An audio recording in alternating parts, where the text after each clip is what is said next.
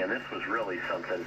So, imagine, 1978, 79, 80, so somewhere in there.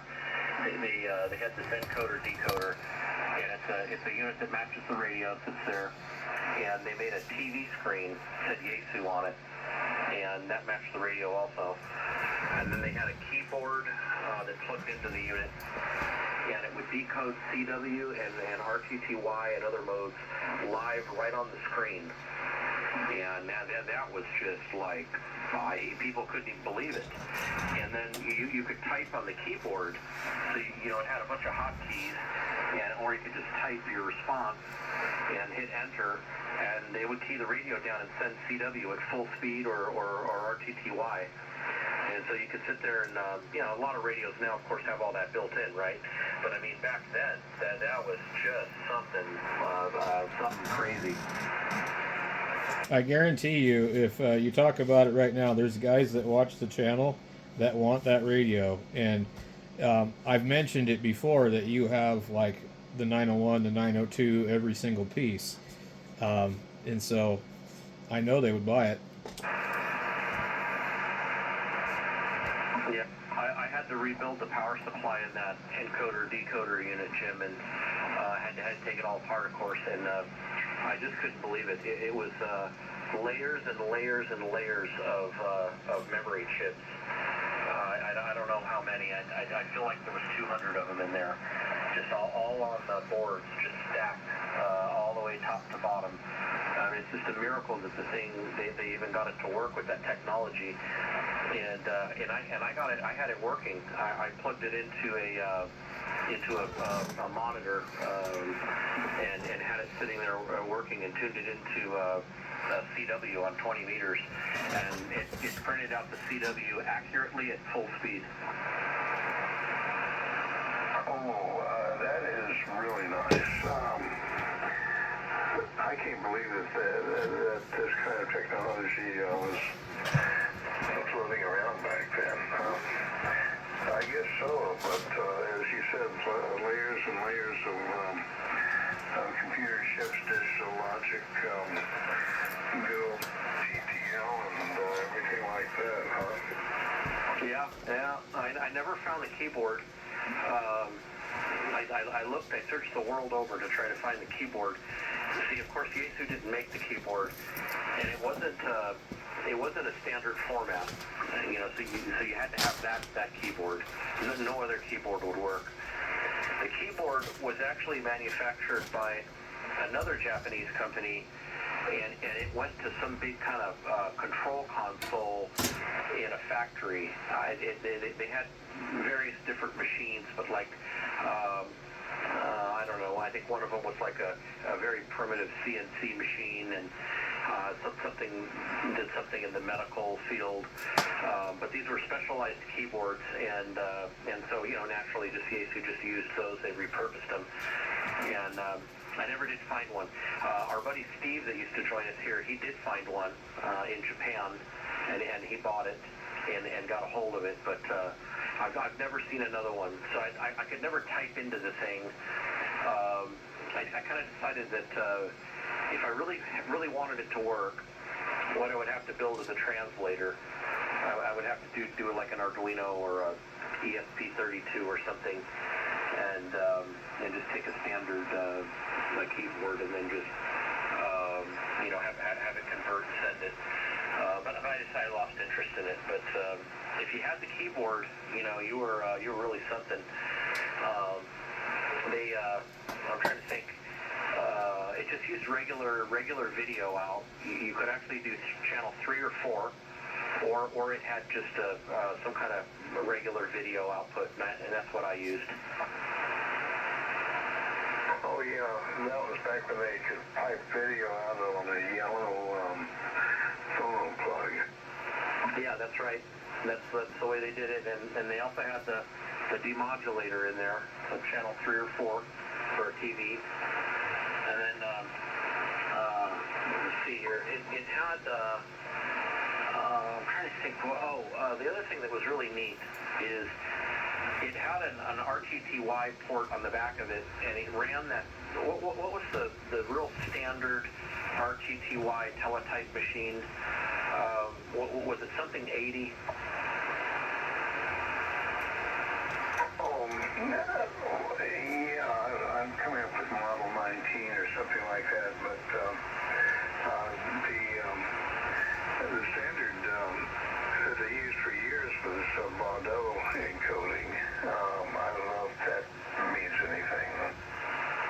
Yeah, well, this thing natively supported a lot of those machines, from that time period. So I'd have to get the manual out and look, but there was one in particular that was really popular with hams, and I guess you could probably just get them secondhand or something. And these were the console RTTY machines, and that encoder or decoder unit plugged right into it. It actually came with the cable, and if you plugged it in there, it had some hotkeys right on that keyboard, and that thing would you could send it from the screen over to the printer. Wow. And it would print it right out, and then and operate the whole thing right from the keyboard. Yeah, that wasn't a Model 28, was it? Maybe. Yeah, but really neat stuff, but very, very expensive. Oh, yeah, you're really talking about the real installation there. What was the original price on it? I don't know, on that unit, I don't remember. You probably could just type it into Google, but it just was, mind-boggling. That and like I said, the synthesized VFO with all the 40 memories. That was, that was a huge deal. And then like I said, on top of that, the radio's receiver itself had just a huge step forward in dynamic range. If you go back and read about it, read the old magazines and stuff, it was just incredible. It's like the thing came out and nobody could believe it. It was just, the selectivity of it was just incredible. It's clobbering the amplifier.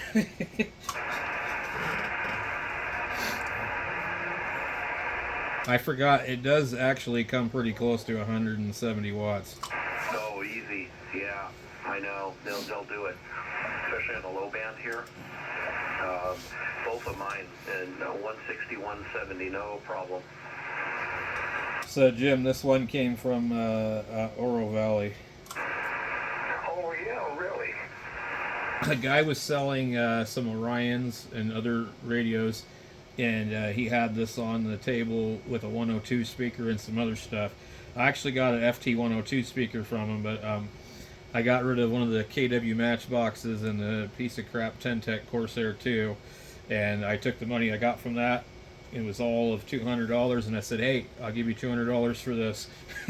he got sort of offended for a second, and then he said, "Okay." Yeah, he was probably contemplating taking that back and explaining to the XYL why it didn't move. So, yeah, but that's going a per piece to get a bargain. All the way from you were living in Prescott Valley at the time. Yeah, well, I drove down there on about 2 hours of sleep, and got there at like 5 or 6 in the morning, and that was a stupid idea. But anyway, and then I went over to Clark's because it had a dead digital display, and he had another display, but it was different. And so actually what I ended up doing was figuring out that the actual 7 segments could be unplugged, and I just swapped it. So I actually have the other display, which it does work in it, but it had a loose wire and some other differences. So I figured it would stick with this one and just swap the digit. Yeah. Those were very much hand built. So if you have a 901, they used regular transistors everywhere. There's hundreds and hundreds of them in there on all those cards. And I don't remember sitting here what that number was. But just about a year after they made the radio, the company that made the transistors stopped making them. and that was a real problem. So what they did was they pulled all the cards off the production line, and they retrofitted other transistors, and then started using MOSFETs. And if you study the cards, if you have to repair one of these things, you pull the card out and you're looking at the schematic, and you're like, what the hell? There's all these hand wiring. There's like little wires running here and there, and the circuits cut, traces cut. And I also see that the leads are flipped on the three-legged transistors. They got like a little piece of plastic or Teflon on the lead, and it's flipped over. It's a mess. And they did that for a while, and then on the 902, it used exclusively all MOSFETs. So some of the boards you can swap back and forth between the 901 and the 902, and some of them you just can't. And then you have the much better display that you don't have to calibrate on the 902. Yeah, I don't know. I don't know. I personally, I like the 901. I don't really know why. I didn't mind calibrating it, Bram, because once the thing was on for a while and you zero beated it like you just did, well, you just turn the knob. That's it.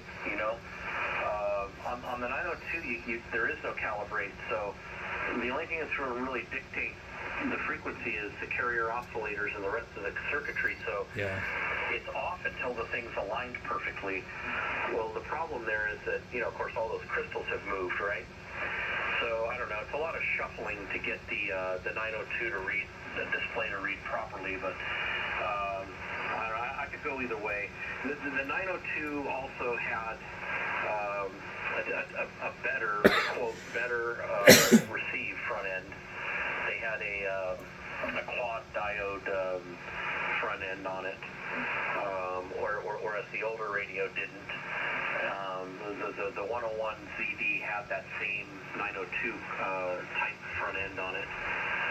But to me, the 901 just for some reason just sounded smoother. It just sounded clearer and smoother than the 902.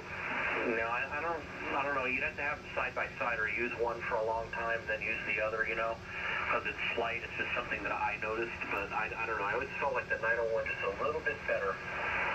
I noticed my display is drifting, but since I'm on memory, it's not moving at all, unless you can hear it moving.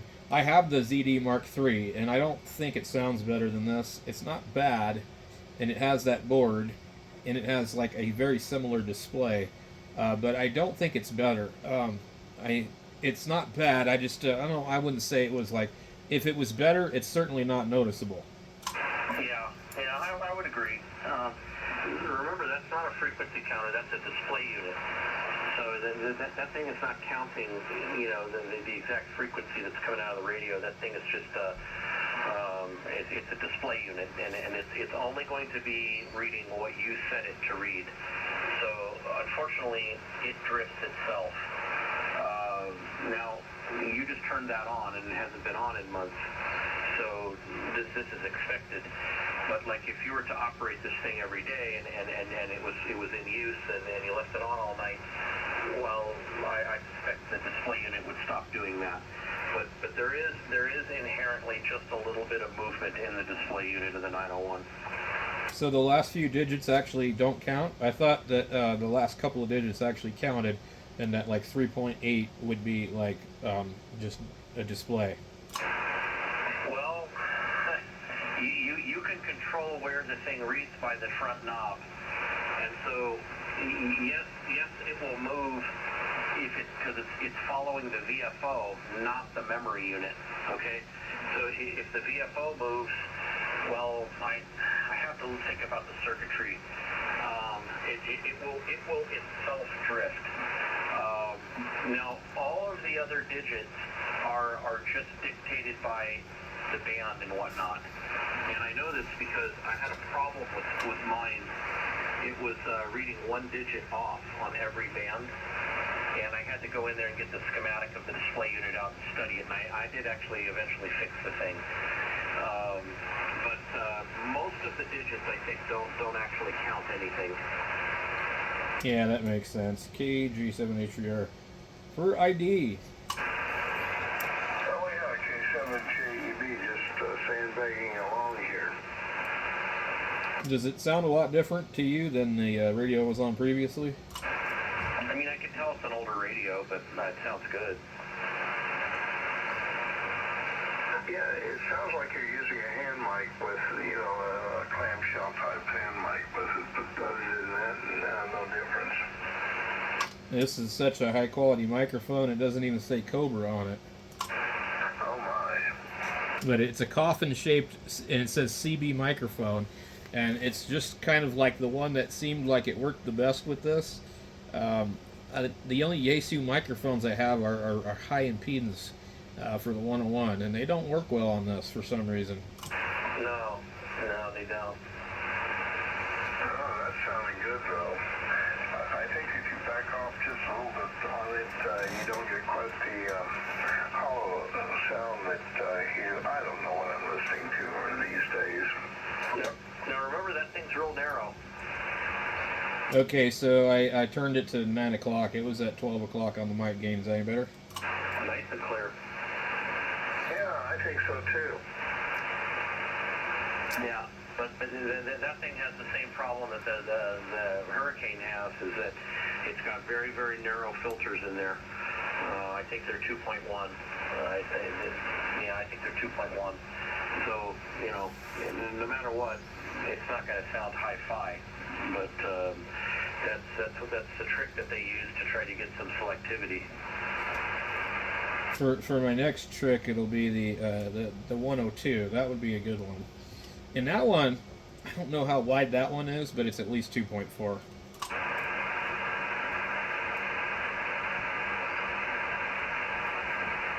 Yeah, I mean, it would be neat if I had the space. I'd love to set that whole station up. I mean, that's a real, like I said, a real milestone radio. Very, very, very nice radio. That was the choice of wealthy or top DX type hams for many years. I should have did it before and after comparison when I had it on the other radio, but when you see the video, it sounds really, really good, and I don't even have the speakers still down on the bottom shelf, so it can actually sound even better. Yeah, they have good audio. I'm trying to remember, where is the speaker? It's right on the bottom like a 101. I'm trying to remember. Is it on the top? I don't remember, Bram. It doesn't look like it. I feel really dumb. I think it's on the bottom. I think that's why the 101s they're really decent without the speaker, because it reflects the sound out of the bottom because they're tilted up. Yeah. Yeah, I even have the 2100Z amplifier. Oh, I didn't know you had that. That's really hard to find. Oh yeah, I got a beautiful one, man. Yeah, it works great. I ran it for months and months and months. 600-700 watts out, no problem. When I had the other two 901s, I had a 101Z tuner. It's just a really weird one, but it's analog, and it has no digital stuff on it. It's for, like, I guess a very, very early 101Z prior to the 101ZD.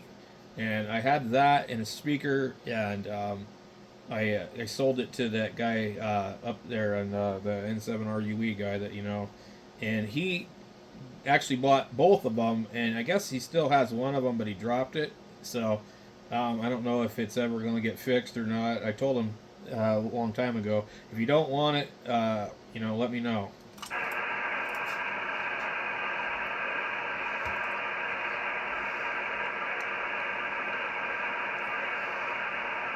Yeah, they had some serious drawbacks to them, service type issues.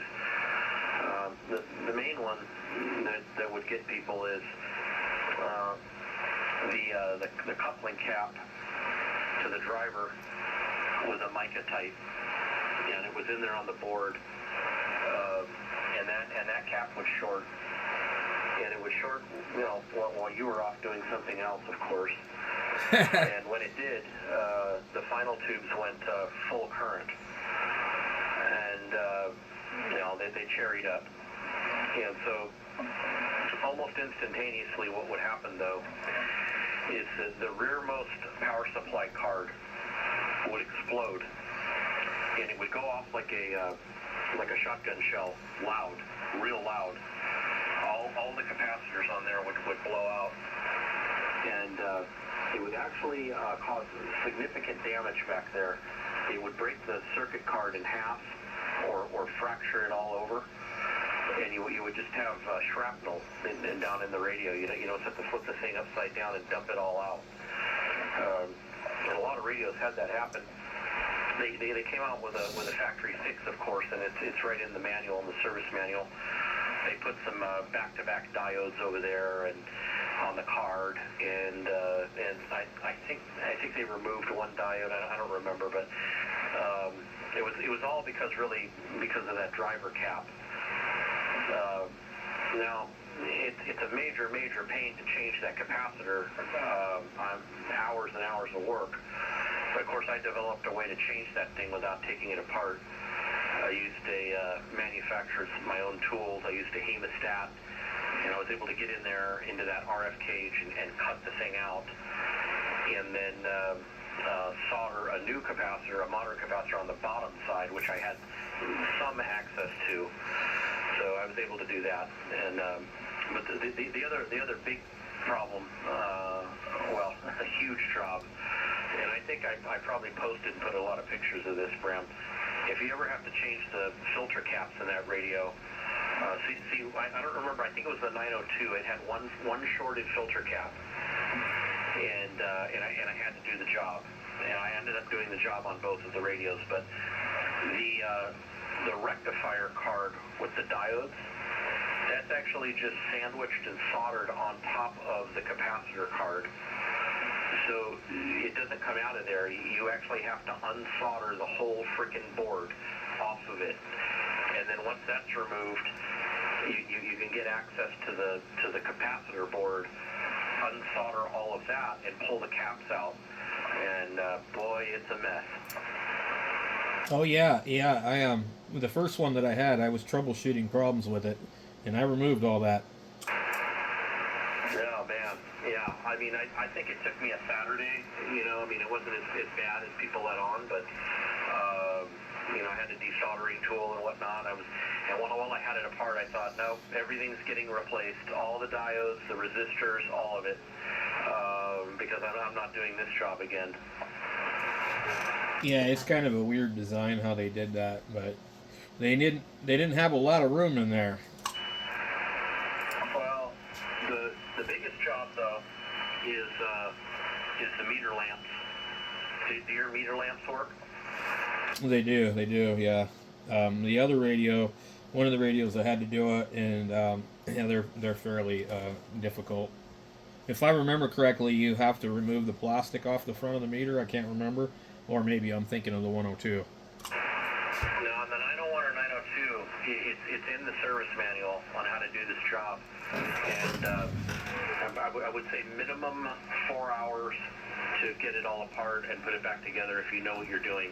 If you don't know what you're doing, I think it's a 2-day job.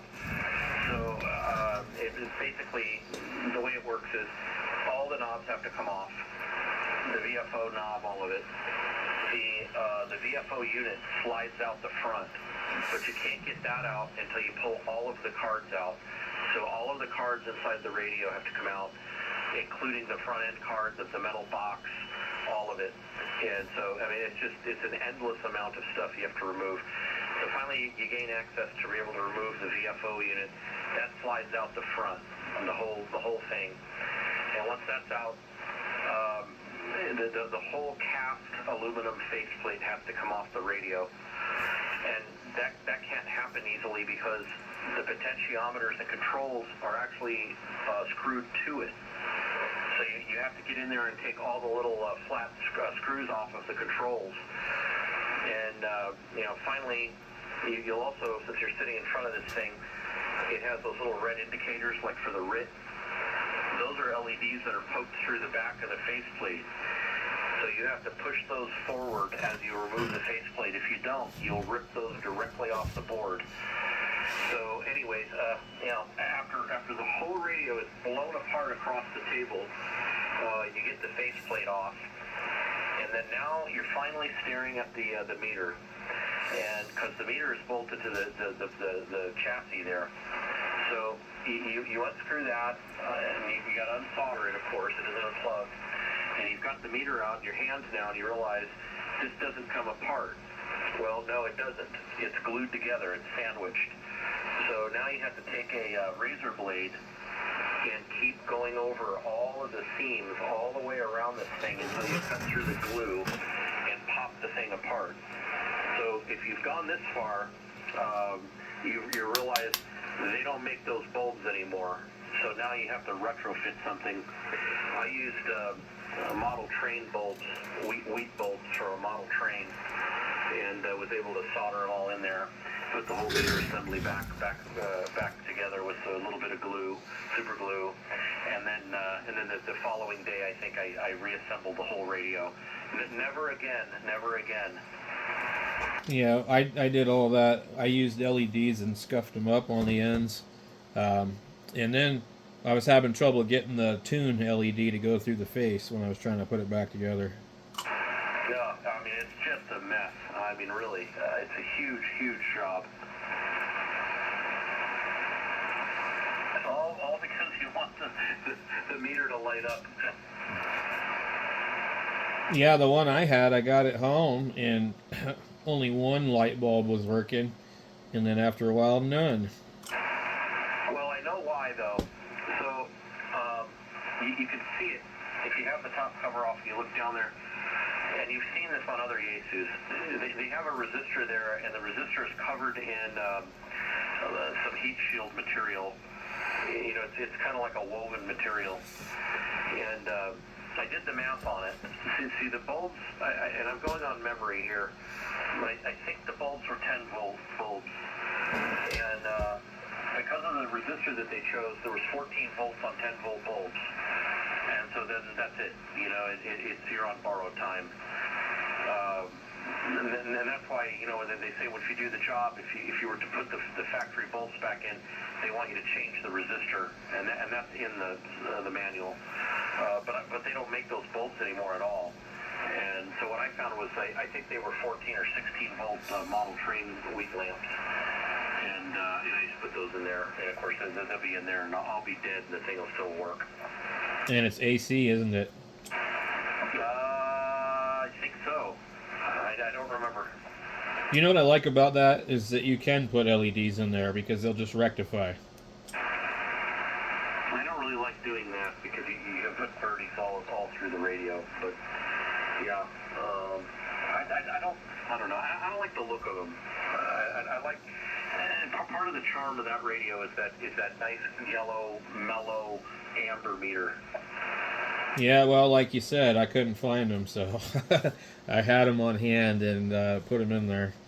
And that was the first one that I had, so, you know, I had that thing apart to hell and back, you know, and K6AFS actually ended up fixing that radio for me when I could not figure it out, but there was a problem with the audio filter board. Oh, yeah, I've worked on that board before. So what I ended up doing was one of the guys on one of the YAESU groups, he contacted me and said, "Hey, I've got a parts radio, and I'll sell it to you cheap." And I mean, you know, real cheap. I think the shipping was more than what he charged me.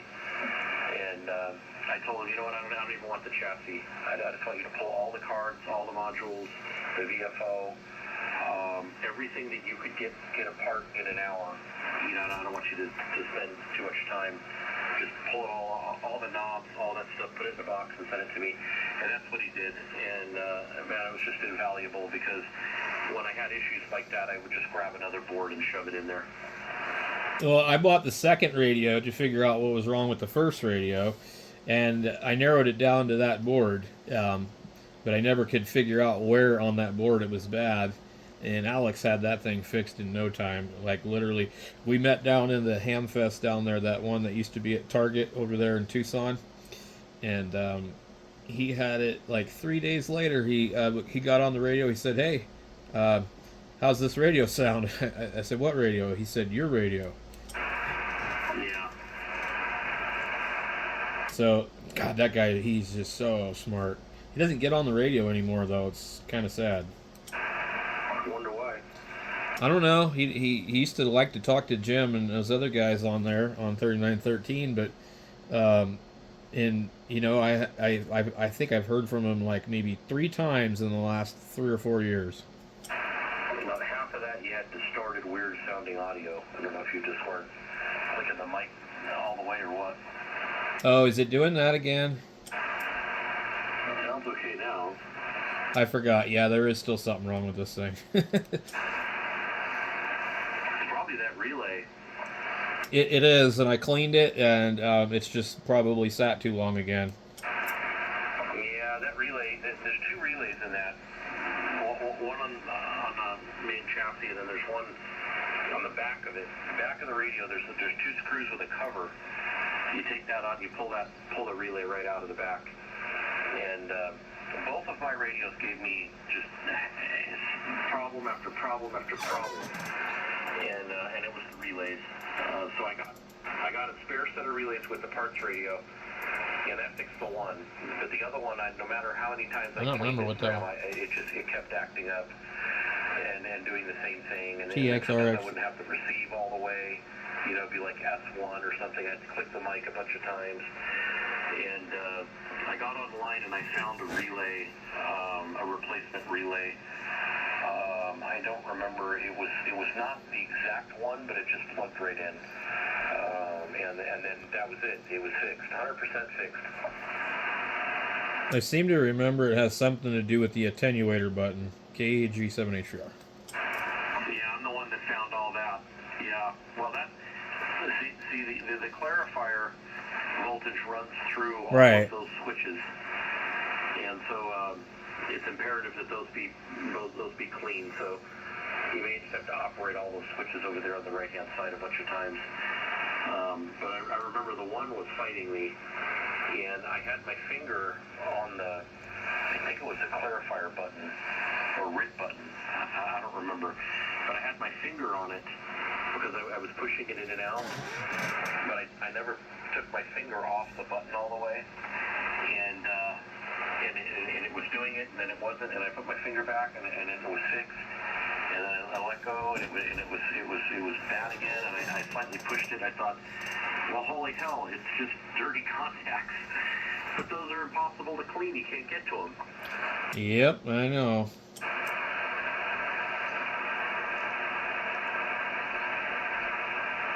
I think I put the radio like on its face on some books or something, and I got like a little straw oiler or something in there, a deoxid straw or something, and I was able to kind of somehow get cleaner in there and then let it soak all night.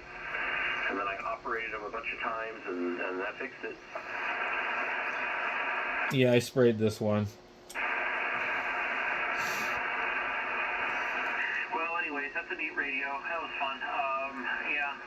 I got to get out of here, man. I'm exhausted. I had a hell of a day at work, and I got to be back up there in the morning, and I just got, I don't know, 8 or 10 hours of coding and an email and crap to do. I'm not looking forward to it, so I'm going to go to bed.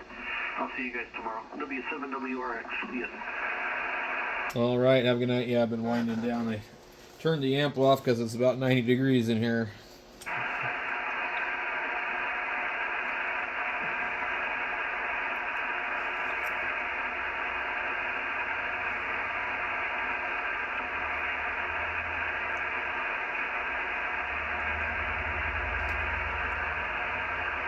It never moved. Now, if I go back to VFO,